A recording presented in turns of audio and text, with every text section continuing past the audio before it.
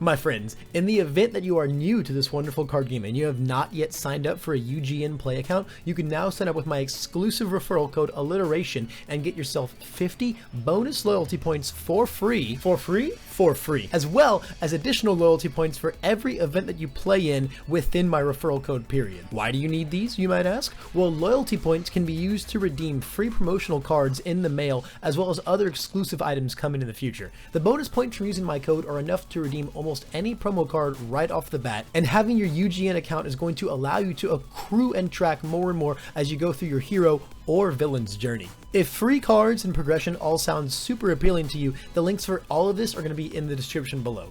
Now, let's get on to the video. Welcome my friends to another Alliteration gaming video. My name's Levi, and today I have a deck profile that I've been very anxiously awaiting to bring you, and that is going to be my deck profile of Stain 2, the new version of Stain, the hero killer bandana. We've donned it once more, and it's time to get into things. The moment this new version of Stain got revealed, I was so hyped. I knew I was going to play it no matter what. I didn't know quite how I was going to play it, but I knew that no matter what, there would be some variant of this deck in my hands the moment the set dropped. And speaking of the moment the set dropped, yeah guys, set 3 is just barely out, but this is very much my first draft of the deck, and originally I wasn't going to put a profile of this out right away, but if you've been following any of my socials, which if you aren't, you totally should, I've got the links for everything in the description and on my channel. But if you are, you know that I just spent a couple days out of town playing in a bunch of store provisional championships, and I managed to take 4th place with this deck in one of them. I won the other with a racer, and we'll have that deck profile coming soon too. But since I got a nice little performance out of this deck and you guys are really clamoring for the list, I figured I'd go ahead and do like a first draft type of profile. I already have a ton of ideas for how I want to change and modify this deck going forward, but for now I want to show you guys what I performed with so that you all can get at least a basis of the idea and kind of like a skeleton of how the deck runs.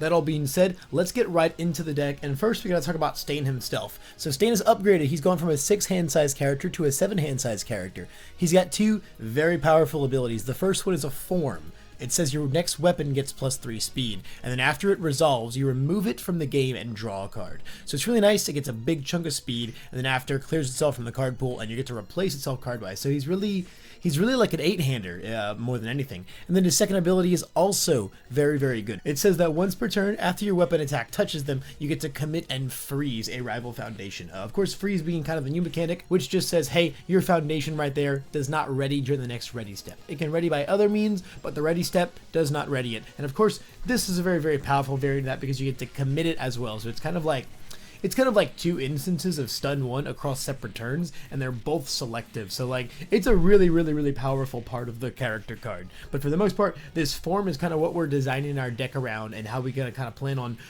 basically making really good pokes. This guy plays a lot like Ida 1, if you played Ida 1 at all back in the set 1 days. They have a very similar poke, build up your resources, unleash a string of kicks, or in now this deck's case, weapons. All that being said, Stain 2 is actually a pretty simple character, so we really got to get into the deck, specifically get into the weapons in this deck to really see how all of that lines up to make him such a threat. Alright, I have a massive chunk of weapon attacks in my hand, so let's get right into them. The first one we're going to do is 4 copies of Knife Slice. Knife Slice is so freaking sick. Seeing Stain and then looking at this card in tandem with him for the first time is what really made me go, huh, I think I want to play Stain on Evil, because I want to just go turn 2, here is my 8-low Knife Slice, and deal with it if you so desire, and then I'm going to move on with my day. This card is really good, just being a super fast, super big damage attack. Essentially, it's a 5-low for 6. We make it an 8-low for 6 really early on. That also heals 1 for us. It's got a nice 1 mid block. It's definitely like one of my favorite pokes in the deck. Something you're really going to realize about this deck as we go through the attacks is it's a lot of really good poke attacks. All of the attacks are designed to very much just say, hey, I can form on this early game, and it's just extremely threatening. If my opponent commits the resources towards blocking it, they're going to be very vulnerable to the rest of my turn. So most of the time, they're just going to take it. Again, especially like if you send this on turn 2, they're going to take it. They're going to take 6, you heal 1, you get to commit and freeze something. It removes, you draw, and then you just like build 5 and go on with your life. It's a really powerful attack. Just the base 5 speed goes a long way. It's also got an insanely good deadlock. Next up, we have another really fantastic poke. We're packing 4 copies of Ignited Arrow in this deck. This is Endeavor's weapon attack from his starter deck, and this card is very good. It sports a 2 high block, which is really nice, on top of being a high attack itself. But the most important thing is that it basically replaces itself if our rival doesn't want us to touch them, or it just says deal 4 damage.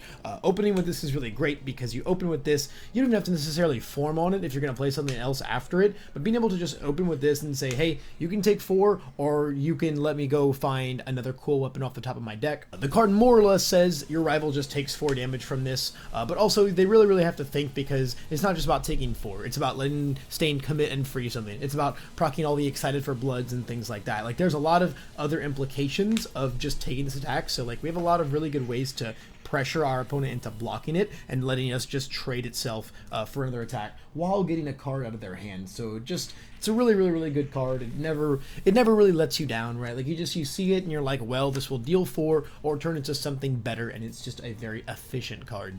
The next very wicked weapon attack in our deck is 4 copies of Piercing Needle. This is the new Toga Ultra Rare from Heroes Clash, and this card is just ridiculous. It has EX, it has a deadlock threat, it's got a 1 high block, it's got an amazing effect from the momentum, it can trade damage for speed. The card just does like a million things, and it's got a lot of really good synergies within our deck as well. Of course, we can form on this as an opener and then use the +2 speed, -2 damage, and then it's just a 9 mid for 3, which again is basically just a guaranteed 3 damage, and then you get to commit and freeze something. The only annoying thing about forming on this card is if it does hit them, then it's going to disappear because it removes itself from the game, and then it doesn't get to go to your momentum and have its really busted from the momentum ability. So you're gonna have to think about whether it's actually gonna get there and whether it's worth it or not. It depends like how badly you need the poke, but it's a really flexible card. You can sit it in the middle of the string. Sometimes you just have a bunch of momentum and EX randomly kills them on the late game. You don't even need to give it speed and minus damage.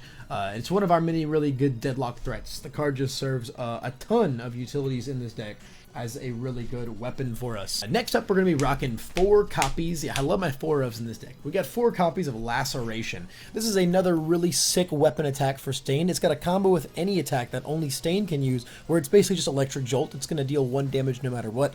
Then you can also remove one of the weapons from your discard pile to just go ahead and make your rival lose a health. It's also a 2 low block. This card is really good because you can just like throw it down and its snap turns on. You're excited for blood triggers. If they blocked your first one and they can block this one too, it's going to deal 1 no matter what, so you still get to do your commit and freeze with Stain. Like, it's just an attack that you can throw down and say you will have 2 less health after this and maybe 1 less card in hand, or you'll just take 6 in totality if you choose not to block it. And then of course, the final attack in our deck at a big old 4 copies is 4 copies of Blood Moon Rending. This is the card that makes the deck gas. This card is pretty much sporting Ceros once per game on a combo enhance, so combo attack weapon, making it essentially a 6 diff, but for being able to rip a card out of their hand, I will do that all day, every day. And then also, just being able to remove weapons and make it a 7 damage move for free after you snipe the mid block out of their hand is so good.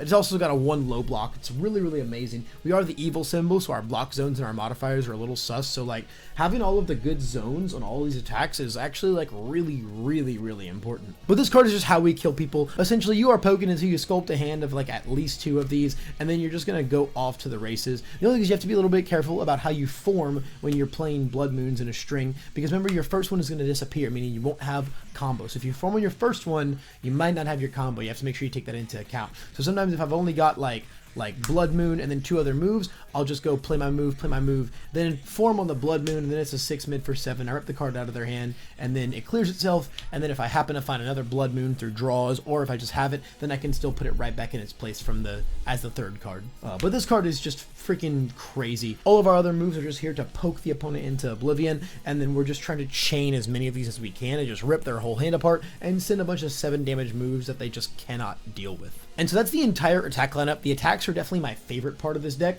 When I started to realize, like, hey, Knife Slice in this character is really good. Whoa, Ignited Arrow is a weapon. Whoa, Piercing Needle is a crazy freaking card they just revealed. I started to realize, Evil Weapons kind of looks really good. I know the big thing everyone was talking about is this guy on Void, because he just have a really good weapon lineup, especially with all of the new Eraser stuff. And I think that's a really good variant of the deck, but I wanted to try out the Evil Weapons because I really love these 3 cards in particular. Also, not being able to play this card would suck, because this card is not full Stain 2 symbols. It has the Order and Evil consistency, but then has Death randomly. So you can't play this on the Void version, and I like this card a lot. So the attacks are really what inspired me to want to play this character on Evil, because I think this package right here, these 20 attacks, are just a really cracked attack package. Now, before I move on to the foundations, I want to talk about our actions and our assets. So we've got some green and some blue cards in this deck and they're very cool. First up, we have 3 copies of Blood Curdle. Now, you don't have to main this card, especially at such a heavy amount of copies. I just knew that the provisional I was going to had like 3 really good Toru players, and you don't really have text against that character, because if she bounces your attack that you form on, you lose all the benefits of the form. So this card's just really important for that matchup, and I knew the best players were playing her at this event. Depending on your local meta, you can play less or none of these in the main deck. You can just side it. I think you side it no matter what, but you can play less of these in the main. I mean, it has other applications for sure. It's really good against Momo. It's really good against Eraser. It's really good against Kirishima too. You know, it's definitely not there just for Toru, but it's just kind of like your only way you can fight Toru too, and I knew that was going to be the hottest deck at the event that night. So for that purpose, there are 3 Blood Curdles in here. I don't think normally I'll play as many. And then for the next action, we've got 2 copies of Evil Gaze. I'd probably be playing more copies of this over the Blood Curdles. But this card's just really good. Pain health in our 20 health character is not super attractive, but we do have a lot of healing in the deck, and also just being able to stack more speed on our things and being able to selectively destroy foundations is really good. We're already committing and freezing a lot of their stuff, so adding some selective destruction on top of that is really nice. Also, the deadlock enhance on it is very good. And then for the assets, I'm actually playing 2 copies of Class Lineup. This is the pre-release asset. I think this card is actually very good. There are a lot of really good Death, Evil, and Void foundations. Void foundations are very much back in the meta right now. A lot of the things you're going to run to, like Eraserhead and Ochako 2 and Tokoyami, like you can commit basically any foundation on their board with these decks. It lets you commit Excited for Blood against the life matchups. It's got a lot of really good applications, and also just like the thing about Stain 2 that I realized playing this event is that the more you stack committal and freezing and things like that on them, the better it gets, because they're just slowly locking them out of more and more of their board, and it's just harder for them to play the game. So this card is like honestly was an MVP. I thought a Dabi, a Shigaraki, and an Ochako 2, and I was just committing anything I wanted on their board all day, every day. This card's really good. If you're a set 3 character, I would not sleep on this card in the slightest. Being able to just deny them like 2 foundations every turn between this and Stain was really strong, and sometimes it can even like double up, right? Because you hold it to commit on their turn, then you commit something with it, they pass into you, you ready it, now it's your turn. If you plan on killing them that turn, you commit another one of their things on your turn, and then you get double duty out of it if you're going to end the game right there. Otherwise, it goes back to them, then it's committed on their turn, so you don't get to do another one. Still only like 1 max per rotation, but if the game ends on your beginning of the rotation, you can technically get like 2 committals out of it for the price of 1. Hey you like the My Hero Academia collectible card game, right? If the answer is at least a resounding probably, you should head right on over to unfunstuff.com for all of your MHA CCG purchasing needs. We've got the new set Heroes Clash on pre-order, as well as the new DLC 2 in stock. And if you want to use coupon code Wealthy Aspirations, you can get 5% off your entire freaking order, and also support old Levi a little bit along the way. The link for all this is going to be right down in the description below, so get on over there and go yourself some amazing product from some amazing people. Back to the video. Alright, so now moving on to our foundations, we're going to start with our 3 diffs. We of course have 4 copies of Excited for Blood.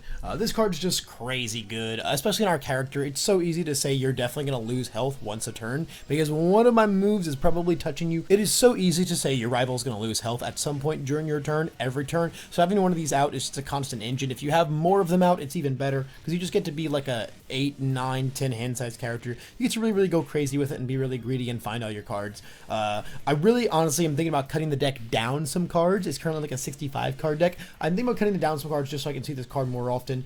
Seeing like your healing foundation is really important in this deck, because like you're a 20 health character that can't block super efficiently because we're playing on the evil symbol. So having all the healing foundations really makes up for that, and so it's super important to see them, right? And then also just having so much more card draw for what's basically free is super powerful. 4 copies of Excited for Blood. We are a deck that's honestly a lot more reliant on this foundation than I'd like to be, but it's definitely like an all-star in our deck. And then our other 3 diff is just 1 copy of Sticky Balls. I feel like every deck on these symbols should run at least 1. It's just a really good card if you're planning to go in on them that turn. Basically saying +1 speed to all your moves is super good, and then making sure that you don't die on their big aggressive turns by messing up with their combos, and adding +1 to their progressive for the whole turn. Also, if you're a deck that just doesn't play range attacks, you can commit it for -4 speed all day. which is actually really good because our block modifiers in this deck are extremely suspicious, simply because we're the evil symbol, so it's very nice to have some on-demand speed reduction. Moving into our 2 diffs, we've got 4 copies of Super Regeneration. Like I said, this is just one of our really good healing cards. We are a baby 20 health character, we don't have a lot of defensive tech in our deck, and our block modifiers are not great. So just having a card that says we get to just tank hits and then heal it all back is really nice. Just lets you play a little more greedy in a lot of situations. Like if you're just gonna go like all out, over committing to an aggro turn really early on, then build a couple of these and say you just can't do 26 back to me, it's just really powerful. Continuing on with our no-move cards, we've got 4 copies of Apathetic. This card's amazing. It is a 4 check, which we don't like very much, but selectively flipping any of the troublesome rival foundations is very good. Again, we're a deck that's very reliant on our foundations, so if their foundations destroy our foundations, we want to flip their foundations. We want to protect our things, and Apathetic helps us protect our things. Basically, anything that we don't manage to commit and or freeze down with our other tech in this deck and Stain himself, we just get to flip all day and be very safe from our opponent putting together a board that threatens us. Next, we've got 4 copies of Challenging the Fakes. This is kind of like our primary defensive tech in the deck, being able to have a little bit of damage reduction on top of just saying, hey, I'm going to eat this one, heal with all my super regenerations, and then your next one is just too harder to play. Or you just fail the check and surrender a card, meaning if you don't kill me, you have even less cards to survive. My kill turns that rip cards out of your hand. It's just very good. Again, not the prettiest block in the world. You're kind of seeing that with a lot of these. These are not very pretty block modifiers, guys. We're very much designed to like say, hey, I'm going to block like 1, 2 things max, and then just hope you can't deal the rest to me through all of my healing and pinning down of your board to stop your aggression. Our next 2 difficulty is 3 copies of Hero Killer. This is, again, just kind of more ways that we can deal with our rival's board. It's a really strong piece of removal, removing it from the game forever. So if you're removing releases, Back Alley can't build them later on. If you're removing anything, a Recovery Girl can't build it later on. Just stops a lot of discard pile interaction, and also sports like one of the most powerful deadlocks in the game, especially within our deck. This card says that our rival really is not allowed to go into deadlock if they don't have a massive board to deal with stun 2 on every single move. And then our last 2 diff is 2 copies of Cool Student. This is kind of like a tech slot that I went back and forth with on a lot of things. For a while it was Creepy Realization, for a while it was Nothing to See Here, for a while it was Conflict of Ideologies. This slot could really be any of those things. Ultimately, I think it might just get cut entirely to make the deck smaller, but it is a really nice card. At first, I wasn't too hot on this card because I thought, well, our attack that's the fastest and most likely to hit them removes itself from the game, so we don't get it as momentum. So this deck probably won't generate a lot of momentum, but between your other pokes like Ignited Arrow and then stuff like Laceration, always going to the momentum afterwards, it's actually a pretty nice engine for our deck. It essentially says, hey, we get to say -2 speed to your move, or like I ready 2 foundations, I get +2 to my check. Like aggressively and defensively, this card is really nice. I don't know if it was like wholly necessary in the end, but it did come up in a couple games and it was the only reason I was able to block some attacks. But I really didn't hate it, but it was definitely not the most impactful card in the deck. Moving on to our spams, we got 4 copies of Press Conference. This card is actually really good. It's a nice 1/5 with a 2 high block, and it essentially just says, hey, when I'm going in, I get to be a little greedier against you. You're always playing your Blood Moon Rendings on a 6, so it's really nice to be able to say, hey, I'll play this on a 5, bank the 5, and then, oh, it's super nice. Or if you check bad on some of your moves, it makes it a little more forgiving. It's also just really good early game when you don't have a big board, but you want to be playing a lot of attacks on your opponent, like you're trying to get like a cheeky like early game Blood Moon string off. It's really quite handy. Again, just, you know, a little bit of ways to cheat your progressive difficulty on some of your moves. And then our other 1 diff for some nice handy speed reduction, I'm playing 2 copies of Clever Distraction. I think there could be more copies of this card, or these could also even be shock absorptions, depending on if like you're getting stunned out a lot and you feel like that might be better. Both are really good options. I just wanted a little bit more speed reduction in the deck. This actually is a +3 mid block. Don't let this fool you. The XR has a misprint.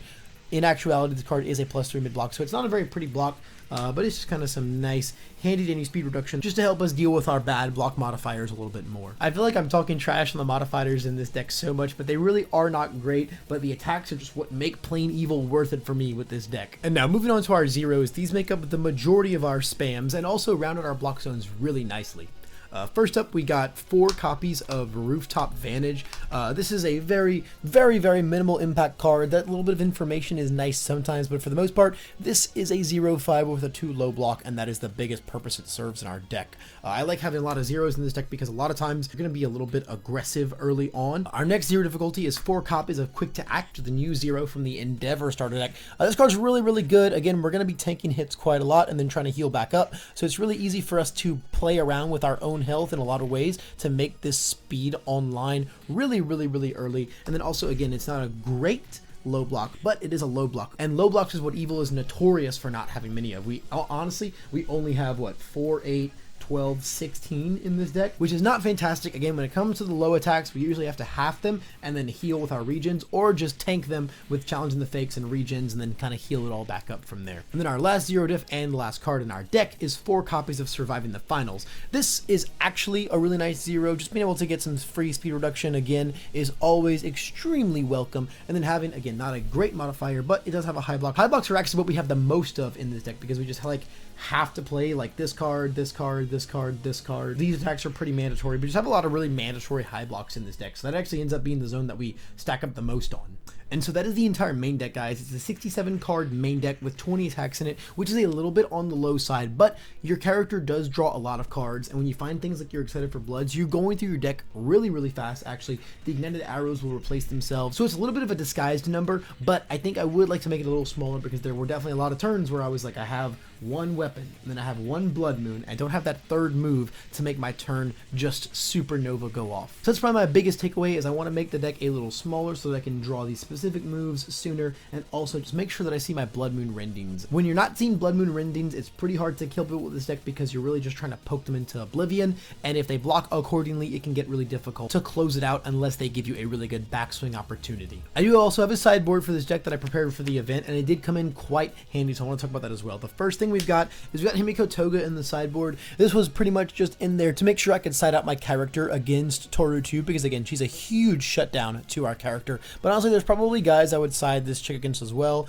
I'd probably side into her against Eraserhead, and if I really thought about it, there's probably even more. So she's probably going to stick around on the side. I think it's like your best generic option. I think if I sided in maybe like some other attacks for them as well, you could probably side Nomu or Shigaraki in this deck. It's really up to you. This was just a good generic side that didn't force me to mess with my actual main deck too much either, and that's really all I wanted last minute to deal with Toru. Next, I have the other 2 copies of Evil Gaze. These kind of just come in for the matchups when Blood Curdle is not relevant. I just set out the Curdles for like the extra Evil Gazes, and it's also a good side as well against decks that are pretty reliant on specific foundations that you really want to destroy. In the same vein, we have the 4th Blood Curdle. This just comes in against the matchups where it's super duper good. I also sided a 3rd class lineup, and I sided this almost every round because I just fought a lot of matchups where it was really good against, and it was definitely the MVP of the night. Next, I've got 3 copies of Creepy Realization. This is a card that didn't find its way into the main deck after a whole lot of thought processes. It just didn't squeeze in, but I do at least cite it for sure. It's a really, really powerful card generically, but is also super good against those string decks as well, so I wanted to have the option of bringing him against them, you know, against stuff like Momo, Jiro, and all of those guys. And then the last 2 cards in my sideboard is 2 copies of In the Typhoon. You draw a lot of cards in this deck, you have a lot of hand to work with, and you're not very good at blocking things, so this card is kind of a really, really, really nice fit. It's kind of hard to put more 3 diffs into the deck because there's already so many, but at the same time, it's a really powerful piece of tech. When it comes in against those decks that are very reliant on one really, really big, really, really hard to block giant move, you just say, hey, I actually don't want to deal with that. I have like a +4 high in my hand, dude. I can't stop that cannon blast. Here's my In the Typhoon. And so that is the whole main deck and side deck. It's in its entirety, but I definitely have a lot more ideas for this deck in the future. I really just haven't figured out what quite I want to do with it yet. Overall though, despite being the firstest of first drafts ever, I'm happy with how it played. I think the concept is really strong and just needs a lot of finessing. And all in all, it was a ton of fun to play. It is so fun to send that 8 low knife slice and then just say, how do you feel about that, man? What do you want to do with that? What do you want to do about that going from here? And then, of course, chaining Blood Moons is just an absolute truckload of fun. Being able to just rip cards out of their hand, attack by attack, and just shove all of these moves down their throats while committing their boards to heck and back. This deck is just a freaking blast to play, guys. That's everything I've got to talk about, guys. If you made it all the way to the end of this video, thanks so much. I really appreciate it. Now, I hope you garnered some valuable insight from the profile as a whole. If you really liked what you see, drop a like, and of course subscribe for more MHA CCG content. We put out daily uploads on this channel, and there's only gonna be more to come because I've got so many cool Heroes Clash decks I want to make and profile out. And of course, all of the gameplay going forward is going to be full on Heroes Clash. But that's all the time I've got for today. Thanks again for watching, and I'll see y'all in the next video.